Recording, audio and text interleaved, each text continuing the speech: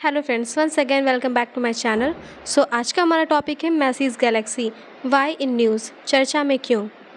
NASA के JWST द्वारा अब तक की खोजी गई 4 सबसे पुरानी गैलेक्सी में मैसीज गैलेक्सी की अस्तित्व की पुष्टि की गई।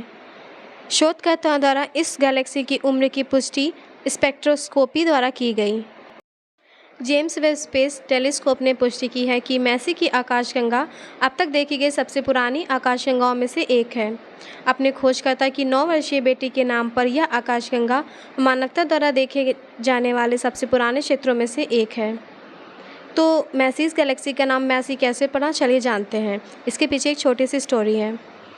मैसी 9 वर्ष की एक लड़की है जिसके पिता फिंकेलस्टीन ने कहा, हमें हमारी बेटी की 9वें जन्मदिन पर JWST डेटा में आकाशगंगा मिली।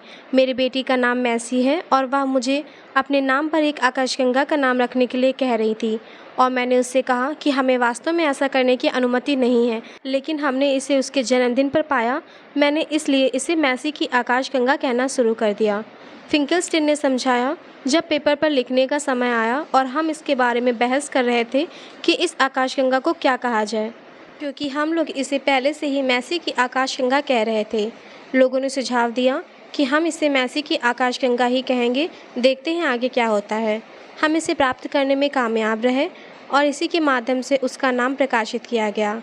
2022 की गर्मियों में शक्तिशाली जेम्स वेब स्पेस टेलीस्कोप द्वारा कैप्चर की गई पहली वस्तुओं में से एक के रूप में यह सरल स्पलोच खगोल विज्ञान के लिए एक नए युग की शुरुआत का प्रतिनिधित्व करता है, क्योंकि यह कितना प्राचीन प्रतीत होता है।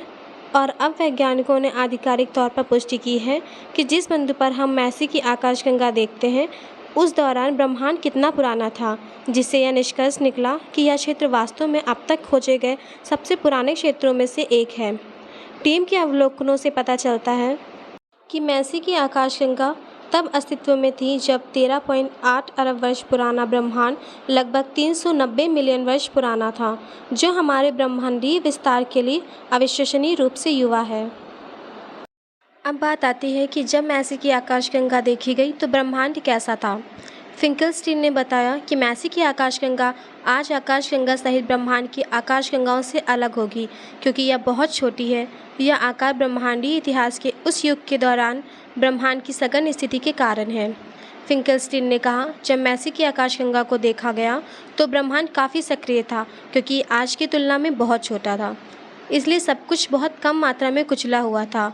इसके अलावा तब आकाशगंगाएं एक दूसरे के करीब थीं, बहुत बार विलीन हो रही थीं, क्योंकि उस समय ब्रह्मांड केवल लगभग 400 मिलियन वर्ष पुराना था।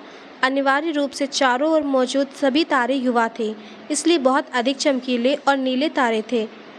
मैसी की आकाशगंगा अधिकांश आधुनिक आकाशगंगाओं से इस मायने में विभिन्न है कि जिस बिंदु पर हम इसका अवलोकन कर रहे हैं यह तेज़ी से युवा नीले सितारों को जन्म दे रही है। इसे एक आकाशगंगा अस्तित्व की अवधि के दौरान कैप्चर किया गया था, जिसे खगोलशास्त्री स्टारबर्स्ट कहते हैं।